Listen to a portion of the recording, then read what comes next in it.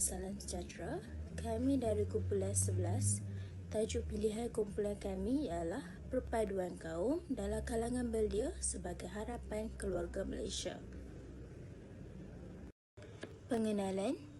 Keluarga Malaysia ialah satu masyarakat yang saling melengkapi antara satu sama lain seperti tubuh badan yang saling melengkapi. Keluarga Malaysia bersatu padu tanpa mengira kaum, agama, bangsa dan tidak kira tua maupun muda.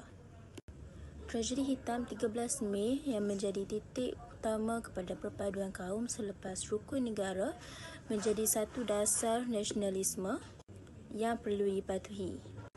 5 prinsip rukun negara yang menjadi pegangan utama dan asas perpaduan kaum. Salah satu kesan perpaduan kaum ialah menjamin kedaulatan negara. Rakyat berbilang kaum di Malaysia dapat mengekalkan kedaulatan negara dengan mengamalkan nilai kesederhanaan, sifat berbudi bahasa dan saling menghormati antara satu sama lain. Rakyat perlu mengamalkan nilai kesederhanaan apabila membincangkan isu sensitif seperti perkauman, agama dan institusi diraja supaya tidak mengukir kemarahan kaum lain.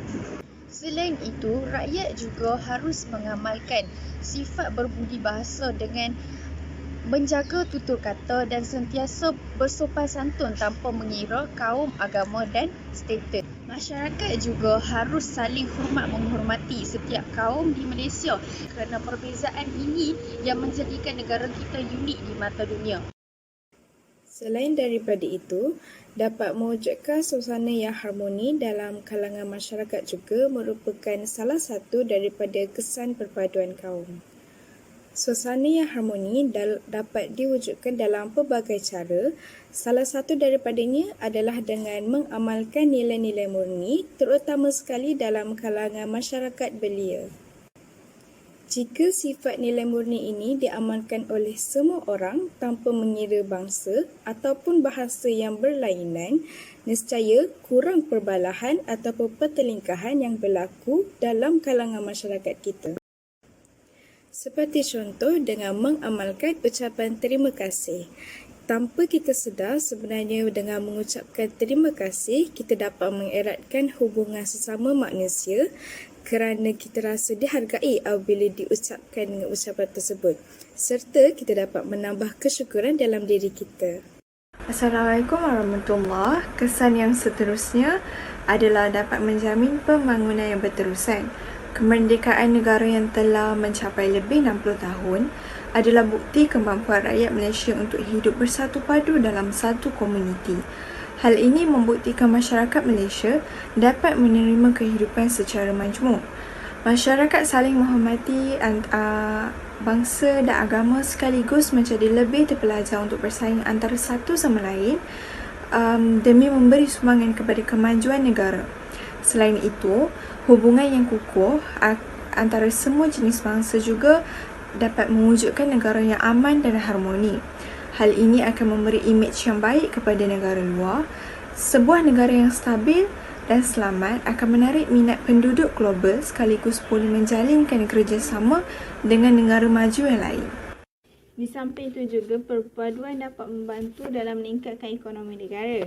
Namun begitu, ia dibantu oleh beberapa faktor. Faktor utama adalah dari segi pelancongan. Kedatangan pelancong luar ke dalam negara untuk mempelajari kebudayaan rakyat Malaysia membantu dalam meningkatkan pendapatan rakyat. Dan seterusnya dari segi pelaburan. Keamanan yang ditunjukkan hasil daripada perpaduan meyakinkan pihak pelabur untuk datang dan membuka operasi dalam pada masa yang sama. Ia dapat membuka peluang pekerjaan. Dan akhir sekali dari segi hubungan diplomatik antara bangsa. Hubungan yang dijalankan hasil daripada keamanan di dalam negara membolehkan pelbagai infrastruktur daripada luar negara, daripada negara maju datang ke Malaysia. Oleh itu, pertukaran teknologi atau infrastruktur yang dijalankan memudahkan Malaysia sebagai negara membangun menjadi negara maju.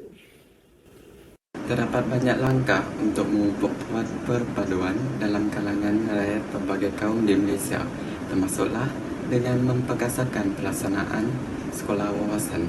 Pelaksanaan sekolah wawasan dapat membantu negara untuk mengukuhkan perpaduan dengan adanya murid pelbagai kaum menimba ilmu dalam satu sistem pendidikan yang sama.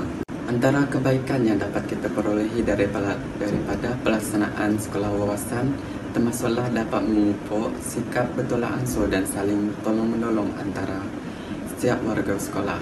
Kebaikan yang kedua ialah dapat menyeratkan hubungan silaturahim antara ibu bapa dan guru-guru melalui mesyuarat Persatuan Ibu Bapa dan Guru-Guru iaitu PIBG. Assalamualaikum warahmatullahi wabarakatuh. Langkah mencapai perpaduan yang seterusnya adalah belia menjadi penggerak kepada perpaduan kaum.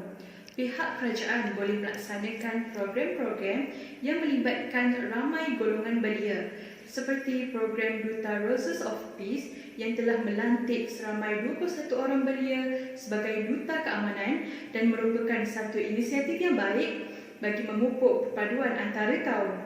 Selain itu, pertubuhan sukarelawan belia perlulah mengambil pendekatan yang adil seperti menyalurkan bantuan kepada rakyat yang memerlukan tanpa melihat latar belakang kaum. Akhir sekali, golongan belia sewajarnya mempraktikkan bahasa Melayu dalam kehidupan seharian mereka agar dapat menyumbang ke arah perpaduan negara. Terima kasih. Langkah yang seterusnya adalah penggunaan teknologi. Teknologi merupakan pembangunan dan penggunaan kepintaran manusia untuk menyelesaikan dan mencipta alatan atau inovasi yang baharu. Melalui teknologi terciptanya media sosial yang membolehkan masyarakat berkomunikasi dalam jangka masa yang pendek. Sebagai contoh, kempen Uninstall Hatred, Reboot Malaysia and Global Harmony amat fokus kepada membuang kebencian dan mengembalikan keharmonian di kalangan rakyat, terutamanya isu perkauman dan agama yang semakin serius kini. Kita juga boleh menonton filem yang bertemakan keharmonian antara kaum yang berbilang bangsa di Malaysia. Contohnya filem Suatu Ketika atau Estate yang menonjolkan nilai utama filem iaitu keakraban rakyat yang berbilang bangsa di Malaysia. Melalui filem, masyarakat boleh menyerap dan menyemai sifat perpaduan dan saling memahami dalam diri masing-masing agar perpaduan dapat dicapai. Langkah membawa perpaduan di dalam kalangan masyarakat adalah meningkatkan aktiviti kemasyarakatan. Aktiviti kemasyarakatan yang boleh dijalankan adalah mengadakan majlis rumah terbuka pada waktu perayaan, melaksanakan program kenegaraan dan melaksanakan aktiviti kebajikan dan aktiviti kampung. Aktiviti kampung adalah seperti aktiviti gotong royong. Aktiviti kebajikan adalah seperti membuat lawatan ke pusat kebajikan, rumah orang tua dan kanak-kanak. Aktiviti kebajikan dan aktiviti gotong royong dapat memupuk semangat dan perpaduan kaum dan meningkatkan kasih sayang dan prihatin terhadap masyarakat yang memerlukan bantuan kita. Jadi secara kesimpulannya, dasar keluarga Malaysia yang dibina ini untuk memastikan agar kerajaan terus dominan dalam memastikan dasar ini terus dilaksanakan untuk mewujudkan satu keluarga yang kejayaannya kita dapat lihat secara holistik ataupun secara keseluruhannya. Dan juga dalam melaksanakan dasar keluarga Malaysia ini dalam kalangan belia untuk mewujudkan perpaduan. Jadi negara kita sekaligus dapat mengangkat martabat negara kita di mata dunia ataupun persada antarabangsa. Sekian sahaja daripada kami. Sekian. Terima kasih.